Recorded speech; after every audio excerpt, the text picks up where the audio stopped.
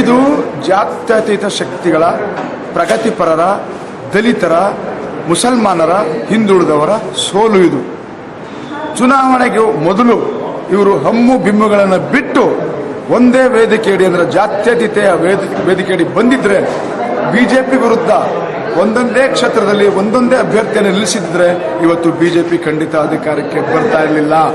ಮುಲಾಯಂ ಸಿಂಗ್ ಯಾದವ್ ಅವರು, ಮಾಯಾವತಿ ಅವರು, ರಾಹುಲ್ ಗಾಂಧಿ ಅವರು ಮತ್ತು ಬೇರೆ ಬೇರೆ ಪ್ರಗತಿಶೀಲರು ತಮ್ಮ ಹಮ್ಮು ಬಿಮ್ಮುಗಳಿಂದಾಗಿ ಜಾತ್ಯತೀತ ಶಕ್ತಿಗಳ ಸೋಲಿಗೆ ನೇರವಾಗಿ ಕಾರಣರಾಗಿದ್ದಾರೆ. ಇವರು ಅಂಬೇಡ್ಕರ್ಗೆ, ಗಾಂಧಿಗೆ, ಲೋಹಿಯಾರ್ ಅವರಿಗೆ ಬಹುದೊಡ್ಡ ದ್ರೋಹನ ಬಗೆದಿದ್ದಾರೆ ಅಂತ ನಾನು ನೇರವಾಗಿ ಹೇಳೋದಕ್ಕೆ ಇಷ್ಟಪಡ್ತೇನೆ. ಇನ್ಮೇಲಾದರೂ ಕೂಡ ಮೋದಿ ಮತ್ತು ಬಳಗ ಗೆದ್ದು ಸೋಲುವಂತ ಸ್ಥಿತಿ ನಿರ್ಮಾಣ ಆಗಬೇಕು. ನಾವು ದಲಿತರು, ಹಿಂದುಳಿದವರು, ಅಲ್ಪಸಂಖ್ಯಾತರು ಸೋತು ಗೆಲ್ಲುವಂತಹ ಒಂದು ಆರೋಗ್ಯಕರ ಪರಿಸ್ಥಿತಿ ನಿರ್ಮಾಣ ಆಗಬೇಕು.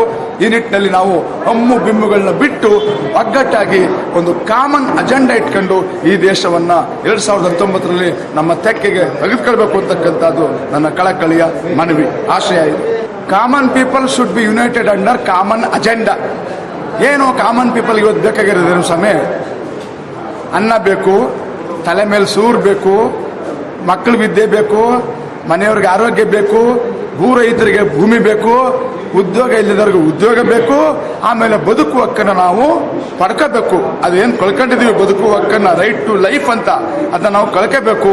ಹಾಗಾಗಿ ಸಾಮಾನ್ಯ ಜನರು ಧರ್ಮ, ಪ್ರದೇಶ, ಜಾತಿ, ಕುಲ, ಗೋತ್ರ, ಲಿಂಗ ಎಲ್ಲ ಬಿಟ್ಟಾಕ್ಬಿಟ್ಟು ಒಂದು ಕಾಮನ್ ಅಜೆಂಡಾ ಏನು ಎಂಪವರ್ಮೆಂಟ್ ಅಷ್ಟೇ. From the state of backwardness you have to march towards empowerment. ಅದು ಕಾಮನ್ ಪೀಪಲ್ ಅಜೆಂಡಾ ಆಗಬೇಕು ಅಂತಕ್ಕಂಥದ್ದು ನನ್ನ ಆಶಯ. ಇದು ಸಾಧ್ಯ ಆಗಿದೆ. ಶ್ರೀಸಾಮಾನ್ಯರೇ 1000 ವರ್ಷಗಳ ಕಾಲ ಬುದ್ಧನ ನಂತರ ಈ ದೇಶವನ್ನು ಆಳಿದ್ದಾರೆ. ಅಕ್ಬರ್ ದ ಗ್ರೇಟ್ ಅಂತಕ್ಕಂಥ ಮಹಾ ಚಕ್ರವರ್ತಿನ ಸೃಷ್ಟಿ ಮಾಡತಕ್ಕಂಥ ಭೂಮಿ ಇದು, ಭರತ ಭೂಮಿ. ಅಶೋಕನಂತ ಮಹಾ ಚಕ್ರವರ್ತಿನ ಕೊಟ್ಟಿರ್ತಕ್ಕಂಥ ಭೂಮಿ ಇದು. ಈಗಾಗಲೇ ಈ ದೇಶವನ್ನ ದಲಿತರು, ಹಿಂದುಳಿದವರು, ಆದಿವಾಸಿಗಳು, ಅಲ್ಪಸಂಖ್ಯಾತರು ಆಳಿದ್ದಾರೆ. ಭಾರತವನ್ನು ಪ್ರಬುದ್ಧ ಭಾರತವನ್ನಾಗಿ ಕಟ್ಟಿದ್ದಾರೆ.